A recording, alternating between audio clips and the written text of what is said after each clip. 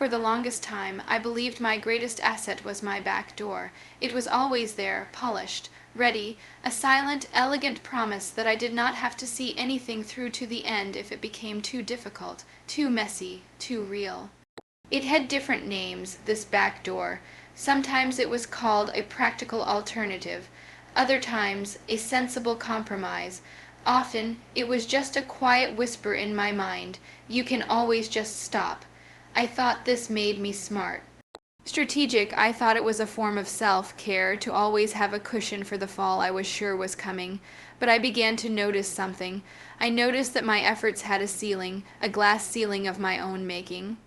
I would pour myself into a project, a role, a dream, but I would always hold back a tiny, vital percentage, a reserve tank of energy, of faith, of me. It was the part I was saving for the graceful exit. For the narrative I would craft about why it was okay that I walked away. It was a life of preemptive apologies, a life of conditional commitment, and then I realized the most frightening thing: the back door wasn't my escape. It was my cage, so I made a decision. It was not a loud, dramatic decision. It was a quiet one, the kind you make in the depths of your own soul with no one else watching. I turned and I locked the door. I did not burn it down in a blaze of glory. I simply turned the key. I heard the bolt slide into place, and the sound it made was the sound of all my excuses becoming obsolete, the energy I had been using to hold that door open. It rushed back into me. It was a surge I could actually feel. The mental space that was once occupied by my plan B. It was suddenly empty, a clean, blank slate, and I was left alone in a room with my dream.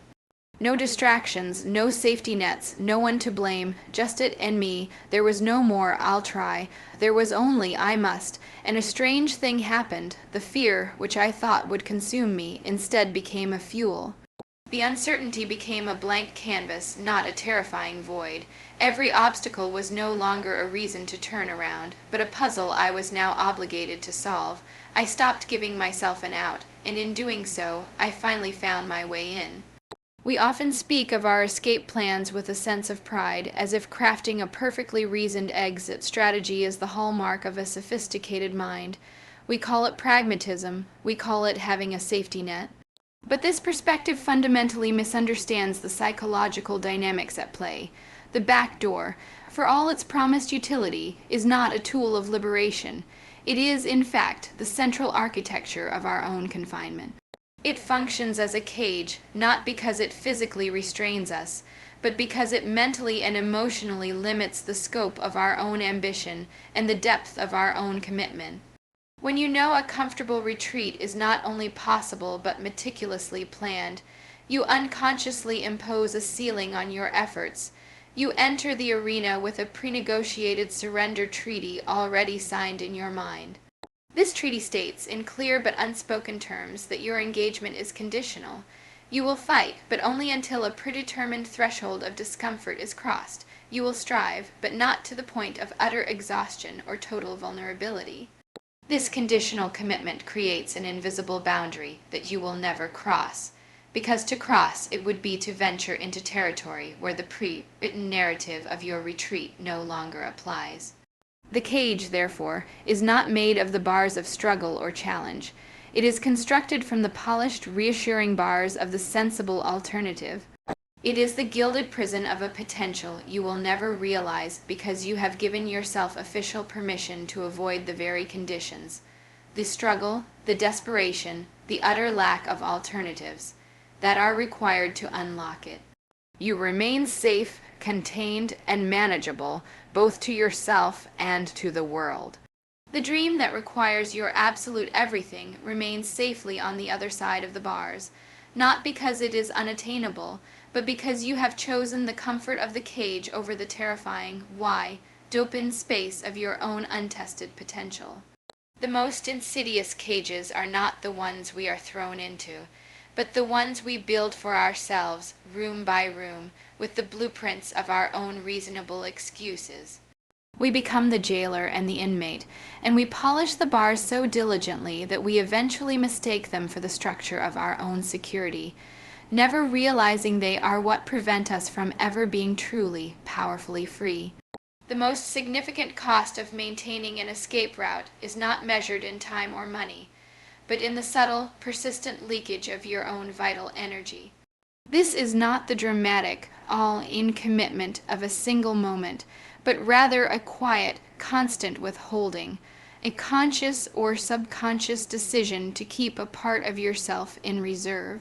It is the psychological equivalent of a governor on an engine, a mechanism designed to limit performance for the sake of perceived safety.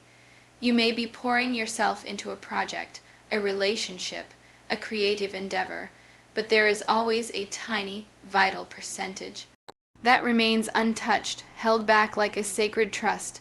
This is your reserve tank. It contains not just extra effort, but the most potent forms of your capital, your faith, and your identity. You withhold full faith because a part of you is already preparing for the moment when you might need to withdraw it. You cannot fully believe in something you are already planning to leave. And you withhold a piece of your identity, refusing to fully become the person who does that thing, because to do so would make the potential failure later too personally devastating. This creates a state of permanent conditional commitment. You are like an athlete who trains hard, but always with the knowledge that they can quit the team before the championship game, thus avoiding the sting of a possible loss. The result is that you never access the transformative power of total immersion. The final, most demanding, and most rewarding 10% of any endeavor, the part where breakthroughs happen, where skill becomes artistry, where mere participation becomes mastery, remains locked away.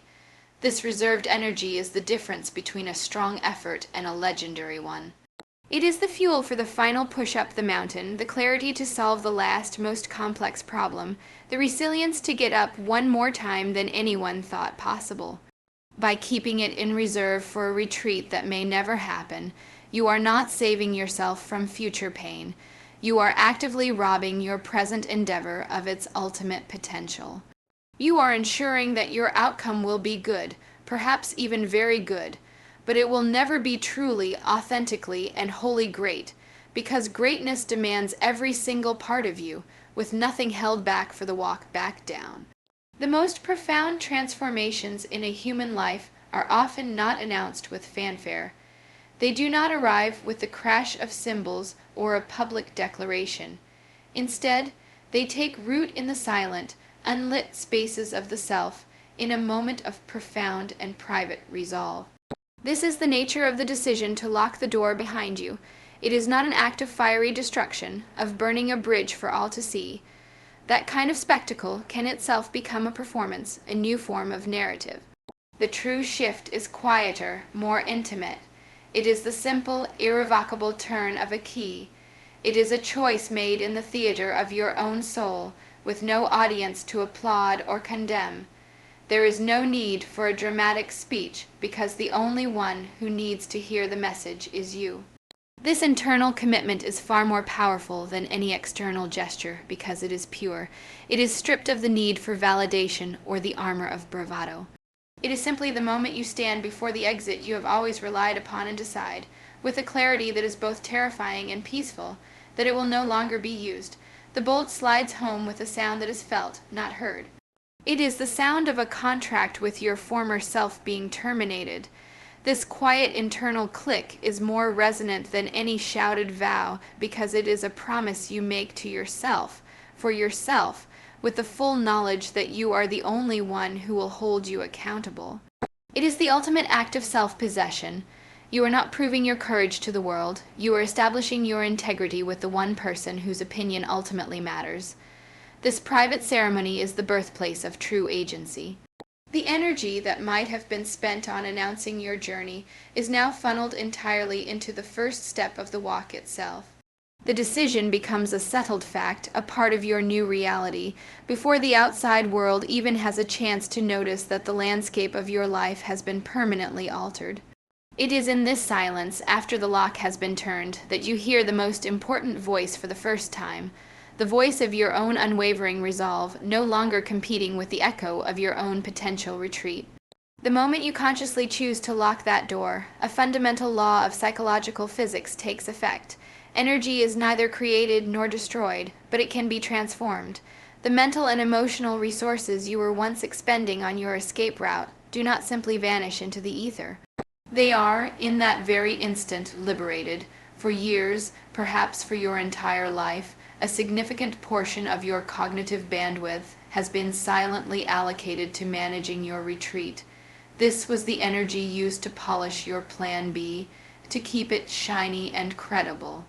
It was the energy spent rehearsing your exit speech, crafting the narrative of your dignified withdrawal.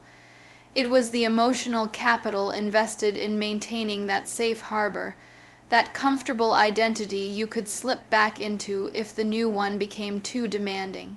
This was a constant draining leak, a background process running in the subconscious, sapping your focus and diluting your resolve.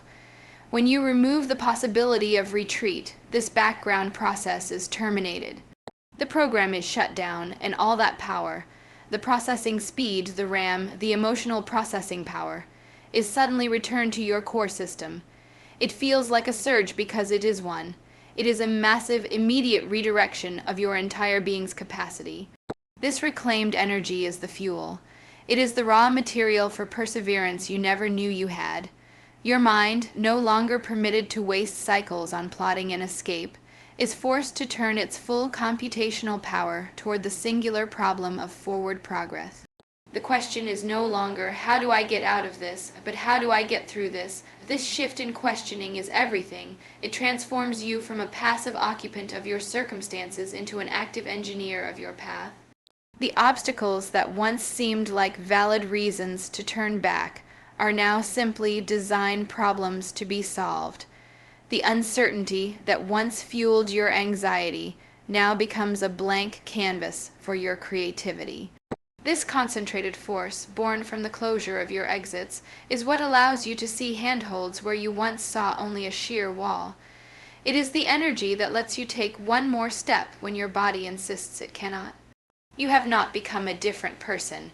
You have simply reclaimed the vast reserves of your own power that were being wasted on the contingency of your own surrender.